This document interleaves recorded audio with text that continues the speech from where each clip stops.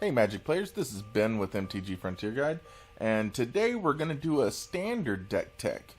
We found out that there's not going to be any bannings, so we're likely to see, continued play of Saheeli combo.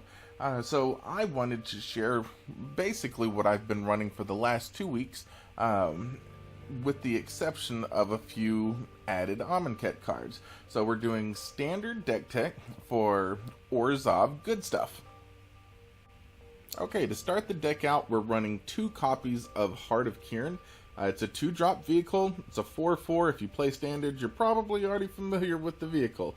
It's got flying and vigilance. It's got a crew cost of 3, and it also has the added ability of being able to be crewed by removing a loyalty counter from a planeswalker you control rather than paying the crew cost. So it's really useful. It's a big flyer that can easily swing in a lot of the times on turn 3 and continue to swing in until it's dealt with. Obviously one of the more powerful cards that made Mardu vehicles as popular as it is and as powerful as it is. Now to start our creatures out, we're running 4 copies of Thraben Inspector. It's a 1-drop, 1/2, and when it enters the battlefield, you get to investigate. So you get to put a clue token onto the battlefield. You pay 2 to sacrifice the clue, and you get to draw a card. It's a great 1-drop. It's one of the best 1-drops in the format, and so that's why we're running the full playset of them. We're also running 4 copies of Walking Ballista. It's XX, and it enters the battlefield with X counters on it, and then you can remove a counter off of it, and you can deal 1 damage to either target player or target creature. And you can also pay 4 mana and put another counter onto the Walking Ballista. Another just all-around good card. You'll notice a theme in the deck. Next we have 2 copies of Thalia, Heretic, Cathar. She's a 3-drop, 3/2 with first strike, and she causes creatures and non-basic lands your opponent controls to enter the battlefield tapped. She also makes a great pilot for the Heart of Kiran. If you play the Heart on turn 2, play her on turn 3. She can crew the Heart, and you can swing in the air with Vigilance with the 4/4 flyer. Once again, another nice interaction that the Mardu Vehicles decks use as well. You'll see a lot of similar cards in this deck with the Mardu Vehicles deck, and it's because that deck just uses a lot of good cards in it, and that's what we're doing here as well. Next up is one you don't find in the Mardu Vehicles deck typically. It's going to be 2 copies of Kalitas, Traitor of Ghet. He's a 4-drop, 3/4 with lifelink, and he causes non-token creatures your opponents control to exile instead of dying, and you get to put a 2/2 zombie token into play whenever one exiles. You can also pay 3 mana and sacrifice one of the zombies and put 2 +1/+1 counters onto Kalitas. He's very good at stabilizing the board against any kind of an aggressive deck. He works really great against Mardu Vehicles, and he takes care of cards like Scrap Heap Scrounger. He also works against the new cards with Embalm as well. If you kill a creature with Embalm while he's out, it goes straight to exile instead of going to the graveyard where they can recast him. Then we also have 2 copies of Archangel Avacyn to help fill out our curve of our legendary creatures. She's a 5-drop, 4/4. She has Flash. She's got flying and vigilance as well, so you can flash her in during combat or possibly on the opponent's end step, and when she enters the battlefield, creatures you control gain indestructible until the end of turn. So she makes for a great combat trick. Also, whenever you have a creature under your control die, you get to transform her. We don't have any other angels, so you don't have to worry about that.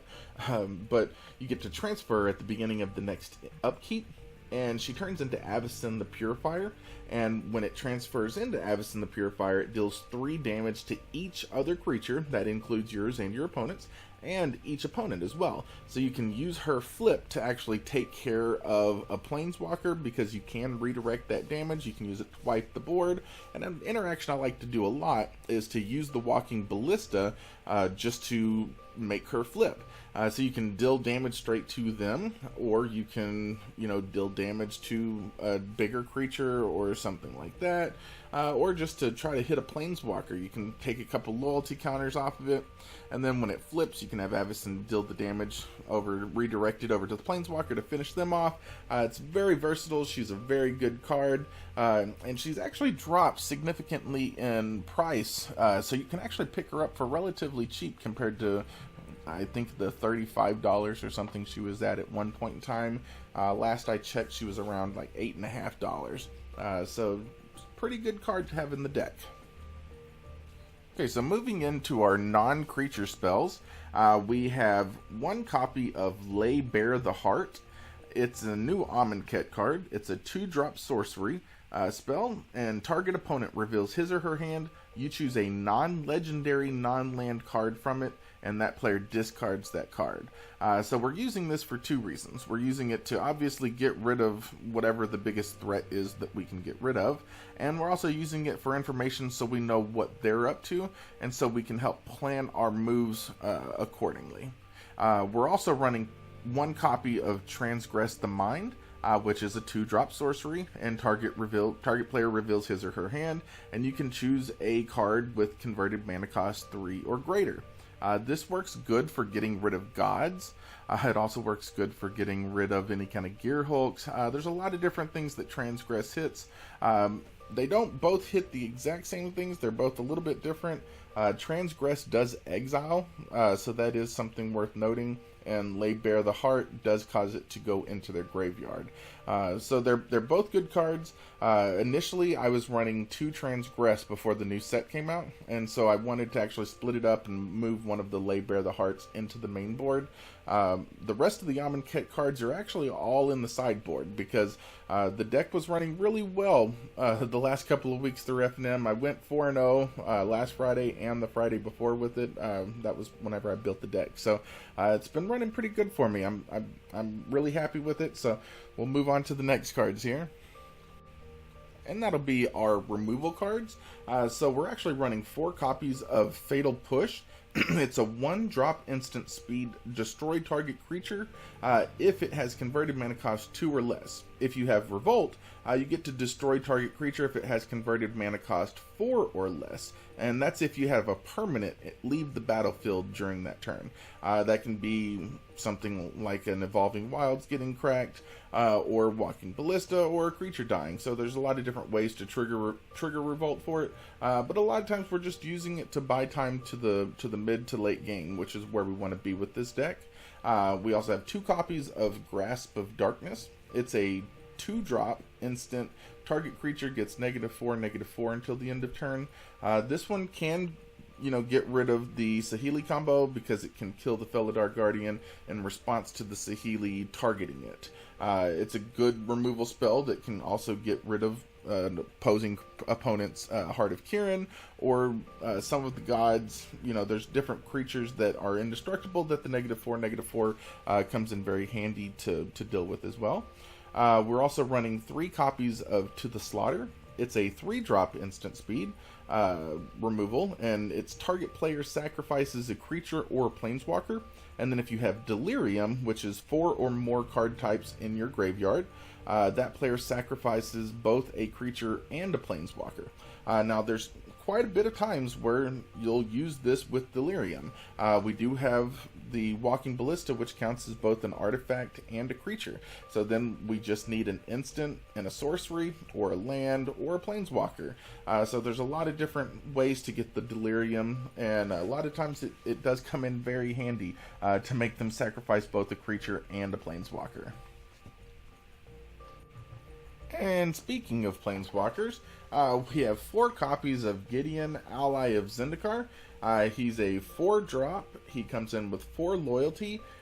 He can turn into a 5/5 indestructible creature. He can put a 2/2 Knight ally token onto the battlefield, or you can emblem him the turn he comes out if need be, but typically you don't want to do that with this deck. And you can make it where all of your creatures get +1/+1. He's a great card. He's a great card, which is why we're running 4 of them. This is a good stuff deck, so obviously we're gonna run some number of planeswalkers. We also have 2 copies of Ob Nixilis Reignited. He's a 5-drop. He comes in with 5 loyalty. he can have you either draw a card and lose a life, you can negative him to destroy a target creature, and if you get to his ultimate, target opponent gets an emblem with whenever a player draws a card, you lose 2 life. So every time you draw a card, every time they draw a card, his emblem, if you get to it, will end the game very quickly.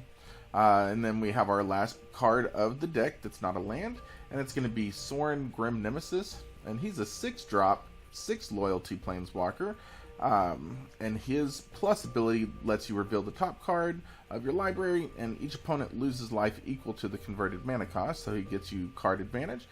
His negative ability deals X damage to target creature or planeswalker, and you gain X life, which can be very critical for stabilizing against some of the more aggressive decks.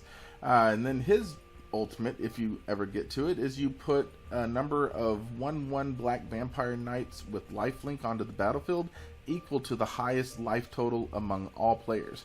Now, if you're going to do this, make sure that they're not running something like Fumigate, where they can kill all of your tokens and then gain all of that life back. So it's definitely a very good ultimate if you know that they don't have a way to get rid of the creatures, but it can be quite problemsome if they just immediately kill all your creatures the next turn before you can do any kind of attacking with them. And moving into our mana base, we've got 3 copies of Concealed Courtyard as our fast land. We're also running 3 copies of Shambling Vent as a man land with, lifelink potentially. Once again, it can help stabilize against early aggressive decks. And we also have 4 copies of Evolving Wilds, not only to fix our mana, it also helps trigger Revolt with the Fatal Pushes. And then we're going to finish up the deck with 8 basic swamps and 7 basic plains. Okay, so moving into the sideboard, we're going to start things out with 1 more copy of both Transgress the Mind and Lay Bare the Heart. This is very useful in certain matchups, especially if it's something that you're wanting to get rid of any kind of problematic cards from their hand. Anything like control, stuff like that. There's a lot of like the Teamer tower type decks that are running around. Those cards can be very good against them. Speaking of Dynavolt Tower, our next sideboard card is 2 copies of Dispossesses, which is another new card from Amonkhet, and you get to choose an artifact card and then search target opponent's graveyard, hand, and library for any of those cards, and then exile them. So it can get rid of something problematic. I mean, I wouldn't necessarily use it for something like a Scrap Heap Scrounger, but it can definitely do that. Usually when I bring these in, it's for specifically Dynavolt Tower or maybe Torrential Gear Hulk or something like that. That's usually when I'm bringing that in. Next up is another new card from Amonkhet. It's 2 copies of Watchers of the Dead, and it's a 2-drop cat, and you get to exile it, and each opponent chooses 2 cards from his or her graveyard and then exiles the rest. So this can be brought in against any kind of graveyard shenanigan type deck, whether it's Reanimator or Delirium or maybe some kind of a new Embalm deck. So there's a lot of different uses for it, but it's good to have at least something that can interact with the graveyard, which we have been lacking on up until this new set came out. And then we have 2 copies of Authority of the Consuls, which again is a great answer to Saheeli combo. It's a 1-drop. It causes the creatures your opponent controls to enter the battlefield tapped, and whenever a creature enters the battlefield under your opponent's control, you get to gain a life. So you definitely want to bring those in the Saheeli matchup, and then potentially any other matchup that's aggressive that might have haste creatures or vehicles, because it can cause the creatures to enter the battlefield tapped where they can't crew the vehicles, and it causes their creatures, if they have haste, obviously they can attack with them by entering tapped as well. Next up is 1 copy of Fragmentize. It lets you destroy an artifact or an enchantment with converted mana cost 4 or less. So we want to bring that against any kind of like vehicle heavy deck.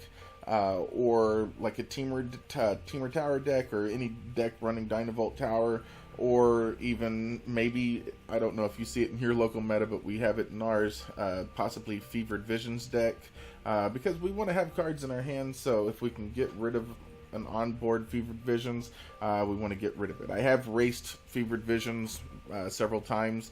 I actually beat a deck that had 3 Fevered Visions out at the end of the game, so it is possible to outpace him with this deck. It can have some pretty aggressive starts.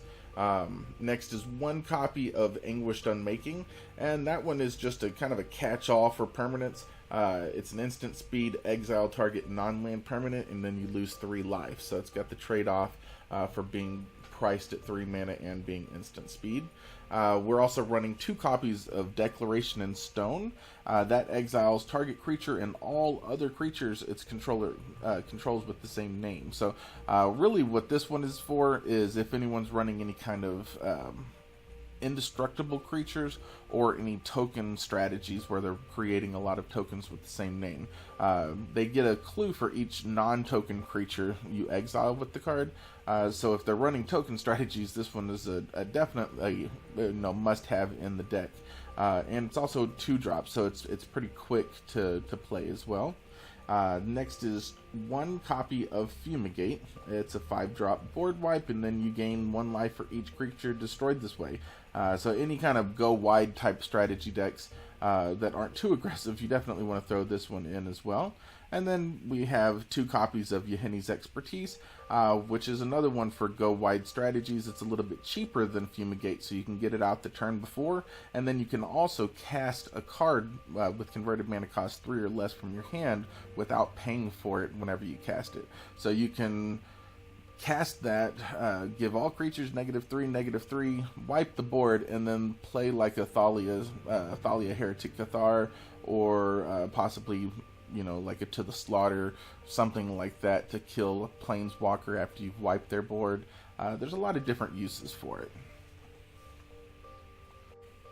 Well, that's the deck tech for our Orzhov good stuff. So it's kind of control-y, it's kind of mid-rangey, so it's just good stuff deck. I wanted to build something with the best cards in Standard, and this is what I came up with. So I hope you enjoyed it. It's been running very well for me. It's been undefeated while I've been running it up to this point. So I've even done some testing with it online, and it's had very good results online as well. So I'm hoping that you have as much luck with it as I have. If you run it, let us know. Leave us a comment. Go ahead and subscribe if you haven't subscribed. Hit the like button if you like the content. Leave us a comment. Let us know what you'd like to see in the future. If you ran the deck, how'd it run? There's a lot of different stuff out there with this new set. So let us know what you're seeing with these new decks. So if there's something that stands out to you, if you found a deck interesting, let us know in the comments. But I want to thank you again for watching. Get out there. Y'all play some Magic. Have some fun.